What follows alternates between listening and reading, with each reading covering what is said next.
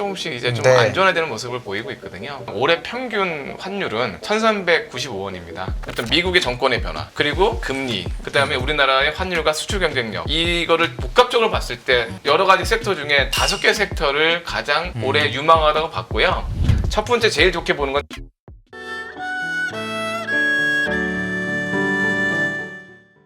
달러 원 환율부터 이야기하면 되는 겁니까? 네. 센터장님? 네. 일단 트럼프 얘기는 좀 이따 뒤에 할 거고요. 네. 트럼프 우리 산업과의 관계는 뭐 너무나 많은 분들이 얘기하셨고, 저는 이제 환율에 대해서 두 가지만 좀 말씀드릴게요. 근데 좋은 것도 있는데 또 안 좋은 것도 하나 있긴 한데, 첫 번째는 지금 저희 환율이 뭐 잘 아시는 1400 후반까지 막 올라갔었고 12월 초 중반엔 또 우려도 되게 많았는데, 네. 다행히 요즘은 조금씩 이제 좀 네. 안전화되는 모습을 보이고 있거든요. 당연히 이제 정책 리스크가 빠진 건데, 그래서 저희 상상해증권이 예상하는 올해 평균 환율은 1395원입니다. 그러니까 지금 1460원대 환율보다 적어도 올해 하반기에 가면 1400원 밑으로 간다는 의미겠죠. 그러지 않고는 저희가 계산했던 1395원이라는 거는 안 나올 것 같고, 그럼 이제 여기에 대해서 이제 말씀드리고 싶었던 건 단순히 정치적인 이슈 때문에 빠지진 않을 거고요. 추가적으로 빠지는 건 트럼프가 집권한다 하더라도 저희 결국 교역량은 저희가 생각한 것보다는, 그러니까 지금 이 환율에 생각하는 교역량보다는 늘 겁니다. 네. 다시 한번 말씀드릴게요. 지금 1460원, 70원의 이 환율은 극단적인 일기 시대보다 교역량이 더 준다고 가정했다고 좀 보고 있어요. 그럴 리는 없죠. 그 얘기는 뭐냐면 적어도 지금 환율에는 더 우려적인 시각, 정치적인 시각이 또 있는 거니까 그걸 델타만큼은 빼질 거예요. 그래서 당연히 2분기엔 1,400원 내외까지는, 그러니까 5월, 6월 가면 1,400원 내외까지 갈 거고, 그 다음엔 저희 어떤 경제나 아니면 글로벌 교역량의 수준에 따라 다르겠지만 1,390원까지는 하락할 수 있다고 저희는 보고 있고, 다만 이제 여기서 이제 제일 중요한 거는 많은 분들이 저희가 그럼 무슨 근거로 이 환율을 추정했느냐. 근데 환율에 미치는 변수는 너무 많습니다. 네. 뭐 한국가의 뭐 금리라든가 그 다음에 GDP, 건전성 이런 게 있어서 사실은 뭐 저도 환율의 전문가로 볼 수는 없어요. 저를 아시는 분 알겠지만 저는 원래 에너지 화학을 했던 사람이고 센터장에 대한 이유로 여러 의견을 같이 저도 공부하는 입장이기 때문에 좀 이해를 너그럽게 이해하시면서 좀 장표를 보시면 될 것 같고요. 네. 잠깐 화면을 봐주시면 사실은 이 제목이 중요합니다. 저희가 봤던 첫 번째는 뭐냐면 글로벌 교역 민감도와 코리안 원에 대한 문제인데, 이 제목처럼 민감도가 결국 제일 중요했다. 이 그림을 잠깐 보시면 이게 지난 24년간, 25년간 네덜란드 경제 정책 분석국의 CPB의 약자예요. 그러니까 네덜란드의 우리나라의 경제 분석실에서 세계 교역량과 각국의 통화 가치를 25년간 상관계수를 해본 겁니다. 해보니 여기서 보시면 코리안 원과 캐나다안 달러가 거의 유사하게 제일 많았습니다. 근데 여기서 주의하셔야 되는 건 캐나다는 어떤 국가입니까? 원자재를 많이 수출하는 나라예요. 네. 원유, 그 다음에 기타 광물이 많기 때문에 우리나라랑은 다릅니다. 우리나라는 원재료를 가져다가 중간재를 만들어서 수출하는 나라지 않습니까? 일부 완성품도 있지만. 그러니까 순수한 제조국가 기반으로 봤을 때는 우리나라가 가장 많은 상관관계를 보이는 거죠. 그러니까 쉽게 말하면 교역량이 1% 나라할 때 우리나라의 환율이 0.58% 강해진다는 뜻입니다. 네. 이게 환율이 떨어진다는 얘기죠. 그렇죠. 환율이 떨어진다는 얘기는 우리 원화 가치가 좋아진다는 강세. 뜻이잖아요. 그러니까 이제 자꾸 헷갈려서 사람들은 이제 청취자분들 중에 떨어진다는 게 나쁘게 보시는 분들도 있으니까 굳이 얘기하면 우리 원화 가치가 건강해진다, 좋아진다 이렇게 보시면 되고, 환율로 얘기하면 원달러 환율이 떨어진다 네. 이렇게 보시면 되는데, 그러니까 교역량이 결국은 올해 환율에서도 중요한 뜻입니다.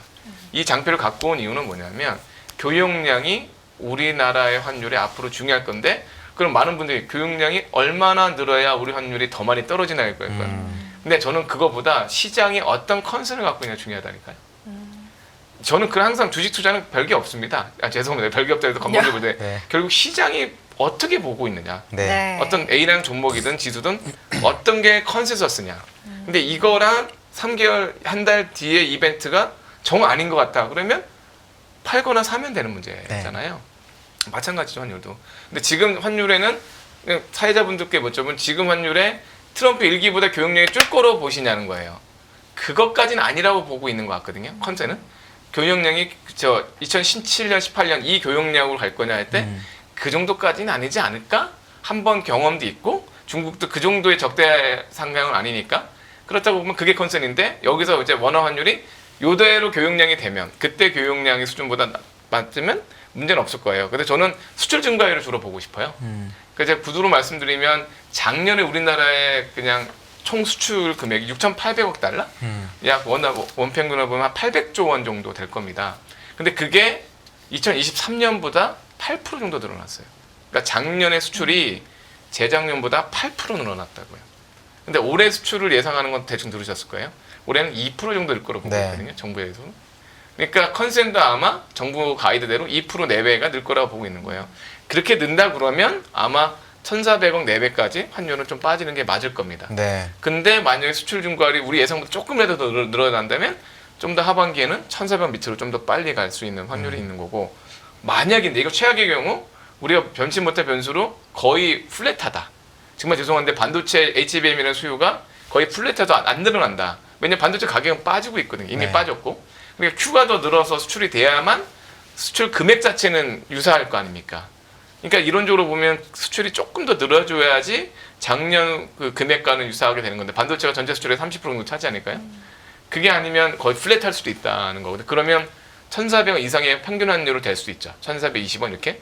그러니까 저는 오늘 요 분들께 말씀드리고 싶은 거는, 다른 변수까지는 제가 공부를 다 못해서 그 부분을 말씀드릴 자신은 없지만, 경험적으로 교역량이 제일 중요했다는 건 분명히 나온 거고, 네. 근데 일부 지표들에서 우리나라 수출 증가율이 2% 정도 추정하고 있다고 보면 그것보다 늘 거냐 줄 거냐가 관건인데, 저는 개인적으로 저희 하우스는 2%에서 2.3% 정도 될 거라고 보고 있어요. 그래서 아마도 1,395원 정도 환율이 되지 않을까라고 보고 있고, 환율 한 가지만 더 말씀드리면, 이 그림을 잠깐 보시면 이게 이제 좀 복잡해서 좀 죄송한데, 이게 똑같이 25년간 저희가 이제 IMF와 블룸버그 자료를 봤는데, 여기 보시면 안전자산 통화가 있고 위험자산 통화라는 게 있어요. 그러니까 굳이 얘기하면 빅스 지수와 상관관계를 봐서 요 US 달러랑 일본 엔화는 안전자산이라고 저희가 분류해놨고, 그 두 개를 나머지 위안화하고 유로와도 위험자산 분류해봤습니다. 빅스에 따라서. 그리고 더 중요한 건 이 원자재 통화. 그러니까 이 노란색 점선을 바깥으로 요 오른쪽에 있는 것들은 쉽게 말하면 원자재 지수에 민감했던, 그러니까 캐나다 달러, 호주 달러, 멕시코 이런 식으로 다 원자재가 많은 나라들은 역시 이 밑에 쪽으로 갈수록 위험하다는 거죠. 그러니까 원자재 통화, 그러니까 위험자산 중에서도 가장 변동성이 컸던 건 역시 지난 거의 25년간 캐네디안 달러라든가 오스트레일리아 달러였다는 점이에요. 근데 이건 당연한 거였고요. 근데 아이러니하게 이 코리안 원이 원자재 통화가 아닌 통화 중에는 제일 위험했다는 겁니다. 이것도 참 아이러니한 게, 이제 25년이니까 나름대로 장기적인 부분이잖아요. 그러니까 그 사이에 리만 브러더스 사태도 있었을 거고, 그다음 중국의 뭐 경기 침체나 이런 거 다 겪으면서 보니까 위안화보다도 우리가, 그러니까 원자재 통화가 아닌 통화는 위안화, 유로, 여기 보시면 인디안 루피와 말레이시아 뭐 이런 통화 중에서도 우리가 조금 더 원자재 통화 아닌 거는 가장 위험했다. 결국은 이거를 뭘로 설명할 거냐 봤을 때 왜 원자재 통화보다도 위험했을까? 결국 우리는 폐쇄적인, 그러니까 소규모 개방 국가잖아요. 그러니까 아까 교역량도 왜 우리가 민감했냐면, 미국처럼 중국처럼 아주 큰 나라의 교역량은 절대적으로 많죠. 근데 소비로 내수 소비도 엄청 많은 나라고요. 근데 우리는 내수 대비해서 수출량이 훨씬 GDP에 영향이 큰 나라니까 당연히 환율에 영향을 미치는 변수는 당연히 수출량이나 순수출일 가능성이 높죠. 그래서 이건 지금 보시는 이런 교역량 민감도에 따라 환율이 커진다. 네. 그래서 이 두 가지 그래프를 봤을 때 결국 우리가 보아야 되는 건 수출 증가율을 주목하시면 되고, 저희들은 올해 수출 증가율이 2.3% 정도 될 거라 보고 있고, 그래서 1,395원 정도가 맞을 것이다. 상고하저다. 그러니까 상반기보다 하반기 환율은 당연히 트럼프 집권 이후로 교역량이 조금씩 실타래가 풀리면서 환율 하반기로 갈수록 조금 더 떨어지지 않을까? 이렇게는 보고 있습니다. 여기 6페이지 장표에 보면은 하단이 1,300원으로 되어 있긴 한데요. 예, 그냥 예. 평균 300. 그러면 1,300원이 하단이라면은 한국장이 사실 아주 좋을 수 있다라는 걸로 이게 받아들일 수 있나요? 아니면 그냥 환율만 이렇게 보신 건가요? 저희가 이제 여기서 이제 이 담당자랑 같이 얘기했을 때 주가 지수에 대한 부분까지도 일정 부분 얘기를 했는데, 네. 저희가 그때 작년 12월 23일 얘기한 그 생각의 변함이 없어요.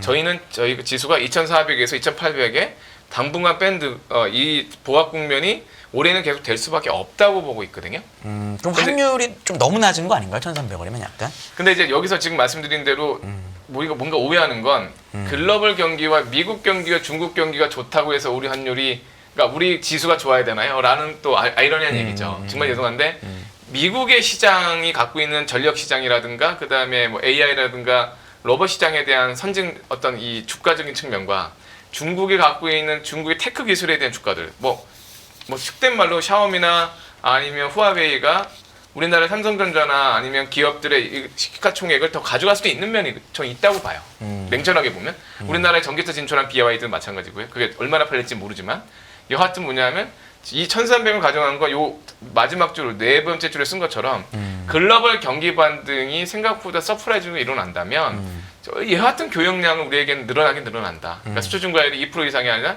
5%대까지 된다면 1,300원 초반까지 갈 수 있다. 근데 지수는 2,700, 800에 머물러 있을 수도 있는 거죠.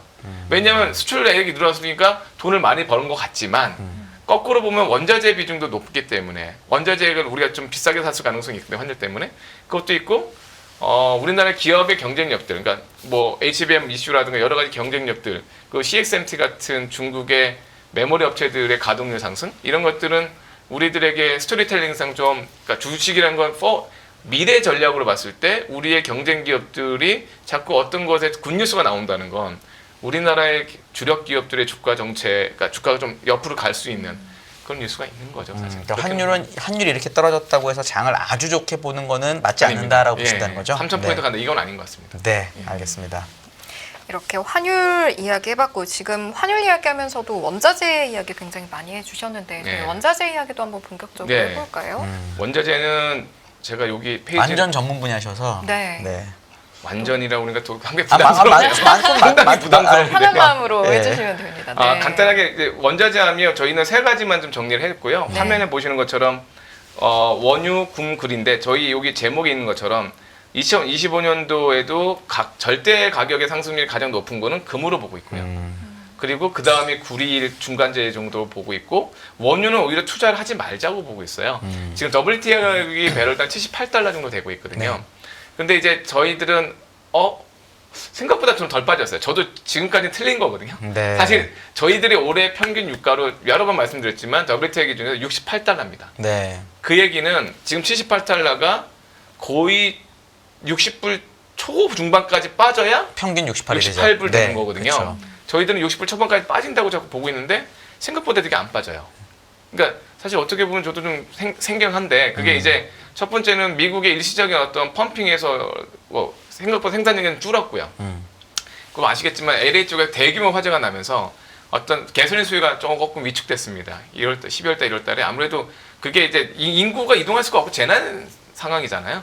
그리고 웨스턴 쪽이면 전형적인 드라이빙 레인지가 긴 나라들이거든요. 출퇴근을 하면서. 그러니까 가솔린 소비가 줄면 미국의 정유사가 가동률을 줄일 수밖에 없고 그럼 원유 수요가 줄니까 유가가 기본적으로 빠져야 되는데 또 펌핑도 잘 안 나온 거예요. 그러니까 유가가 오히려 좀 버티는 이런 모습을 보였거든요. 근데 저는 이제 원유에 대해서 조금 지금 오히려 숏마인드로 좀 가져가려고 한 이유는 트럼프는 이미 여러 번 얘기했잖아요. 리퀴드 골드라고. 제가 오늘도 영문도 한번 영어를 잘 못하니까 듣기 평가를 보고 있는데 리퀴드 골드라고 얘기했거든요. 땅 밑에 있는 금을 캐자. 그게 원유로 더 캐야 된다는 거고.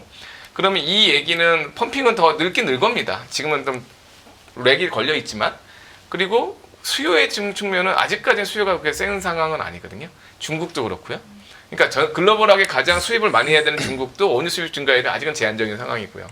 그렇다고 보면 유가는 지금보다 좀 빠지는 게 맞을 것 같아요. 네. 지금 또 겨울철이라 히팅 오일에 대한 수요도 있으니까 좀 버티긴 하는데 여하튼 저는 2월, 3월, 4월 가면 다시 유가가 70불 초반까지 조금씩 빠지지 않을까? 그렇게는 보고 있고 그러면 오펙이 감산을 다시 할 거다라고 하는 얘기를 하시는 분들도 있는데 오펙은 이미 4, 5년간 감산을 했기 때문에 네. 이제는 감산에 대한 피로도가 어마어마해요. 자기들끼리 어떻게 보면 카드 협상에서 상당히 좀 어려운 형국이거든요. 그래서 저는 70불 초반까지는 빠질 건데 그게 이제 60불 초반까지 빠지는 건 조금 다른 국면이긴 한데 결국 펌핑과 미국의 트럼프의 정책이 빨리 일어날 거냐 문제는 있는데 뭐 제가 보기에 미국에서 지금 전기차 그린 뉴딜 정책 폐기했고 그 다음에 IRA는 지금 상원과 하원이 합의를 해서 없애야 되기 때문에 트럼프는 그걸 당장 없애진 못하니까 그렇게 생각하실 거라고 아마 그러면 행정명령 통해서 보조금을 좀 차별적으로 준다든가 자꾸 좀 못 살게 굴어야겠다. 그리고 양원 하원이 이 얘기를 토대를 만들 거니까 그렇게 된다면 펌핑은 계속 늘릴 거니까 저는 여기 그림 16번에 보시는 것처럼 WTI 유가는 이미 22년 초에 고점을 찍은 이후로 60불 중반까지 이렇게 충분히 빠질 수 있다고 보고 있고요. 반면 금 가격은 조금 더 올라간다는 이유는 뭐냐면 지금 금리가 하락하면 금 가격은 오릅니다. 네. 그건 아주 상식적인 이야기입니다. 그죠? 근데 이제 금리가 아까 앞에서 본부장님도 말씀하셨는데 금리 저도 약간 동의하는 게 12월에 CPI가 2.9%라서 또 좋게 보는 건 맞는데 금리에 대해서는 잘 모르겠어요. 그러니까 이 금리는 두 번 하락하는 게 맞다고 보는데 저는 여전히 두 번 하락할 수 있다고 봅니다. 연준일 때 그렇게 얘기를 하니까요. 그것도 있고 네. 지금 4.5% 왠지 미국의 경제 상황과 과연 여러 가지 지표로 봤을 때 맞는 거죠. 우리나라 금리는 당연히 높은 상황이고 이청용 총재가 얘기하신 대로 당연히 내려야 되는데 못 내려서 약간 아쉽다는 뉘앙스 계속 주고 계시니까 그렇다고 보면 금리가 낮아진다는 건 대체적인 금의 가격은 조금 더 올라가 주는 게 맞으니까 금은 좀 더 공격적으로 투자를 해서 갖고 가시는 게 맞다고 금 ETF나 맞다고 보고 있고요. 그 다음에 이제 구리는 사실 불확실성이 계속 있는 거죠. 구리는 사실은 광산 쪽의 공급량이 얼마나 되느냐, 그다음 이걸 수요를 어떻게 할 거냐 이 측면이 있는데 다행히 작년에 금이 올라가다가 좀 빠졌었어요. 이렇게 보시는 것처럼 구리 가격이 여기 보시면 작년에 이렇게 24년도 올라갔다 좀 빠진 상황이거든요. 그래서 이 구리 가격이 조금이라도 서서히 올라갈 수 있는 이유는 데이터 센터라든가 중장기적인 수요는 여전히 살아 있어요.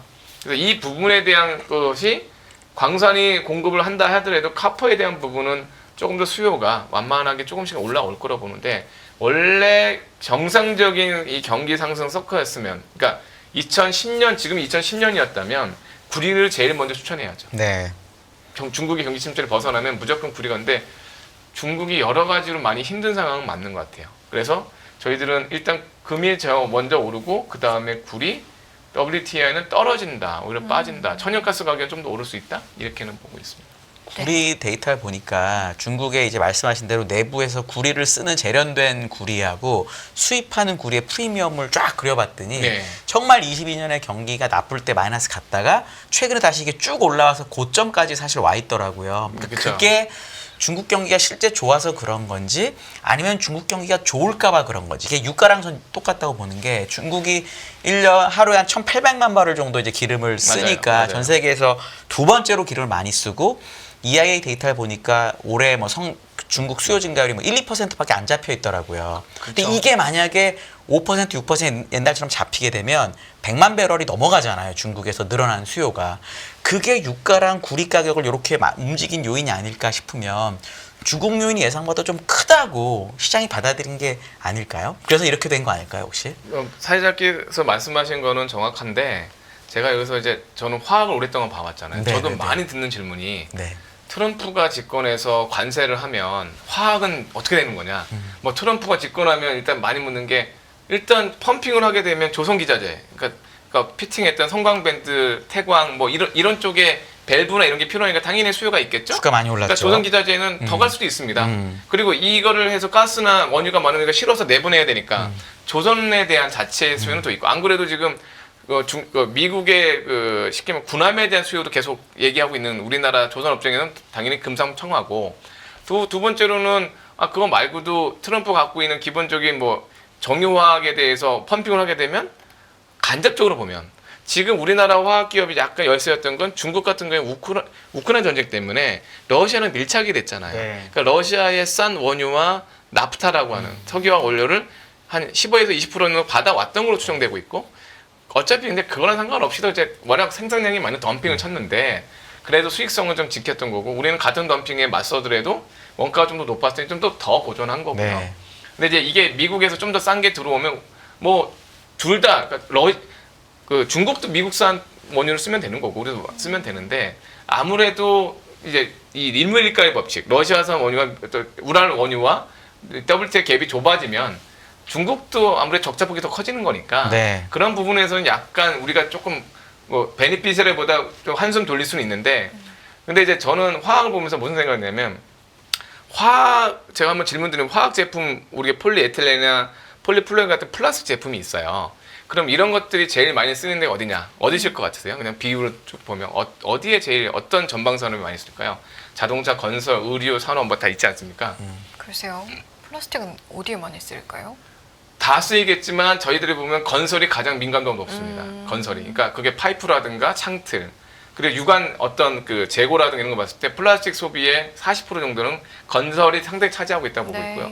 30%가 자동차 및 내구재, 자동차 내장재, 뭐 우리가 쓰는 이런 플라스틱 제품들, 컴퓨터의 포장재 이런 것들. 그리고 30%는 뭐냐면 섬유나 이런 쪽도 많이 들어가요. 네. 우리가 합성 섬유라든가 고무 이런 쪽. 그러니까 결국 이 건설하게 되면 우리가 보는 창틀과 이런 거 밑에 있는 지하의 파이프들이 플라스틱 상당히 많거든요. 그렇죠. 그다음 전선 배관들 이게 다 PPP로 되는데 왜 그 말씀 굳이 드렸냐면 지금 아까 말씀드린 미국, 중국의 원유 수요가 3-4%, 4-5%만 돼도 구리 가격이나 유가가 훨씬 더 변동성이 컸을 거예요. 근데 그렇게 못 올라간 이유가 뭐냐면 건설이 안 되기 때문이에요. 건설이 안 되는 이유는 저보다 중국 전문가도 동의하지 않을 수는 있는데 저같이 이제 부동산을 잘 모르는 사람이 얘기할 수는 있겠지만 지금 부동산을 살 만한 소비 여력이라든가 부동산에 대한 이 중국 사람들의 소비 패턴은 그렇게 녹록하지는 않다고 보고 있어요. 네. 그러니까 지금 잘 아실 거예요. 이미 가격이 많이 올랐고 그거에 대해서 여러 가지 저항을 갖고 있고 그 다음에 중국이 그럼 금리를 낮출 거냐, 그럼 위안을 어떻게 할 거냐 이 문제부터 그러니까 이 쉽지 않은 부동산 문제들 그리고 지방 부채들 그렇기 때문에 부동산 경기가 다시 호황이 된다는 거는 좀 어려운 국면이 있는 거예요. 대신 그래서 중국이 계속 소비 진작책 하잖아요. 소비 진작책. 그래서 자동차 가전 하는데 그래서 절반만 좋아지고 있는 거예요. 근데 지금 말씀하신 대로 재련도 마찬가지죠. 재련에 대한 프리미엄이 이렇게 올라갔던 이유는 거기에 내구재가 뭐 예를 들어 랩탑을 하더라도 여기에 금속 제품이 들어갈 거고 거기에 대한 수요를 기대치를 갖고 했는데 막상 건설은 그만큼 안 나왔을 거라고요. 그렇잖아요. 그러니까 그게 다시 또 떨어지는 이런 모습일 거라고 저는 추정하고 있습니다. 죄송하지만 건설 경기가 그만큼 우리 화학이라든가 철강, 그 다음에 그 구리 가격, 그다음 기타 니켈 가격 같은 전방적인 가격에 영향을 좀 주고 있는 거고 그런 것들이 그렇게 좋게 보기는 아직은 좀 어려운 그런 형국이 있고 그래서 오히려 우크라이나 재건 쪽에 저는 좀 배팅을 하는 거죠. 그래서 오히려 금 가격이 제일 좋은 거로 보시는 게 딱 그런 논리가 딱 맞아 떨어지네요. 그러니까. 네, 그렇죠. 그렇게 보고 있습니다. 네. 이제 저희가 달러원 환율에 대해서 짚어봤고 이제 원자재 시장 전망을 짚어봤습니다. 그 이후에 해야 될 거는 이제 이 재료들을 가지고 잘 조합을 해서 우리의 투자 전략을 좀 설정을 하는 걸 텐데 어떻게 해야 잘할 수 있을까요? 참 사실은 저희들이 지금 갖고 오는 상상인 증권의 탑픽이란 게 있어요. 저는 종목보다는 업종에 대한 설명을 좀 드릴 거고 좋습니다. 지금부터 있는 이 업종에 대한 설명은 뭐냐면 그럼 말씀드렸던 어떤 미국의 정권의 변화 그리고 아까 말씀드린 금리 그다음에 우리나라의 환율과 수출 경쟁력 이거를 복합적으로 봤을 때 탑다운 방식으로 고를 수밖에 없었고요. 지금 화면을 잠깐 글씨가 작아서 송구합니다. 저희가 보는 거는 여러 가지 섹터 중에 5개 섹터를 가장 올해 유망하다고 봤고요. 첫 번째 제일 좋게 보는 건 제약바이오입니다. 사실은 저랑 의견이 다른 분들도 있는데 저는 금리 하락이 몇 번이 되든 간에 최대 수혜주는 제약바이오가 맞다고 보고 있고 그리고 저 바이오 담당자는 여러 번 얘기해도 지난 4-5년간 국내 바이오 시밀러 업체들 아니면 신약제 업체들의 이 파이프라인이 상당히 탄탄해진 것도 맞아요. 그러니까 저희가 2016년도에 바이오 버블만 기억하고 계시지 그 사이에 근 10년 동안 바이오 업체들이 수많은 구조조정을 해왔고 나름대로 많은 레코드를 남기고 있는데 그게 주목을 좀 덜 받고 있다고 보고 있고요. 근데 여기 써드린 것처럼 미국의 생물공학법 시행이 되고 그다음 IRA 정책이 변동될 수는 있겠지만 바이오 시밀러 기업은 여전히 견제할 수 있다고 보고 있어서 뭐 삼바라든가 셀트리온, 대웅제약, 한미약품 이런 기업들에게는 지금도 주가가 거의 안 올랐다고 저희들은 보고 있어요.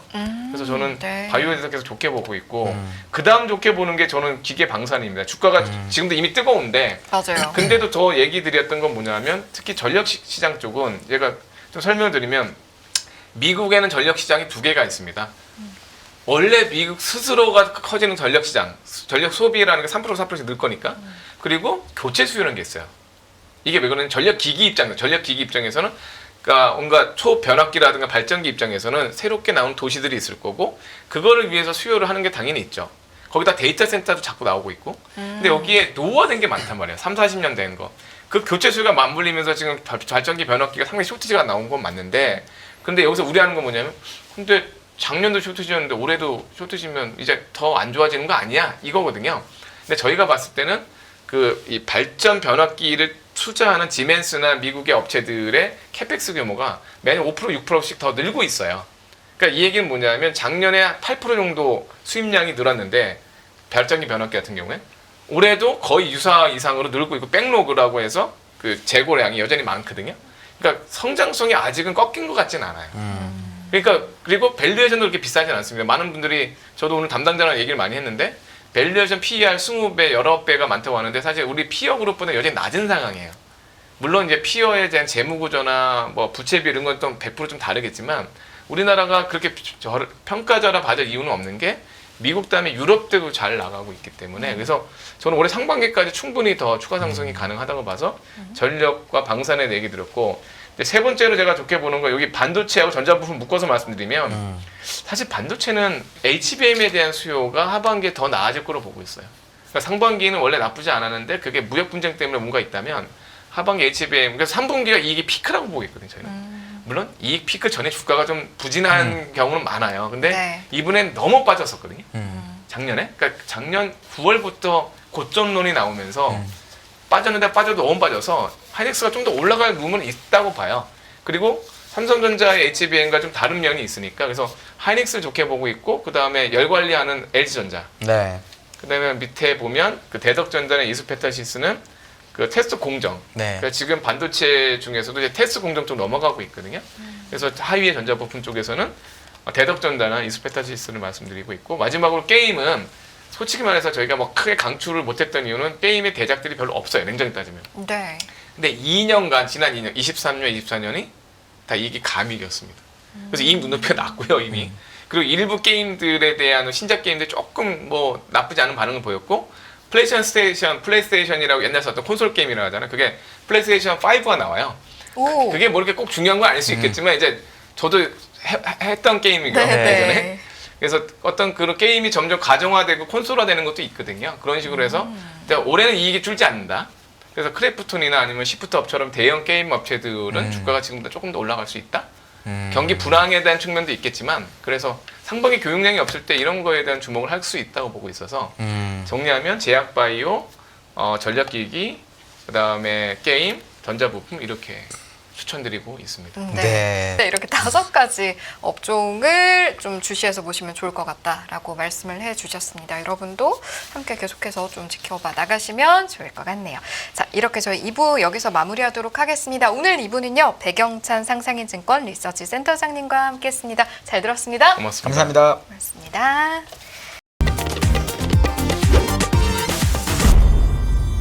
안녕하세요. 이승입니다. 더 많은 영상을 보고 싶으신 분들은 화면 오른쪽에 있는 구독 버튼을 눌러주시기 바랍니다. 그리고 영상을 보시면서 좋아요는 필수인 거 아시죠? 항상 인포맥스 라이브를 사랑해주셔서 감사합니다.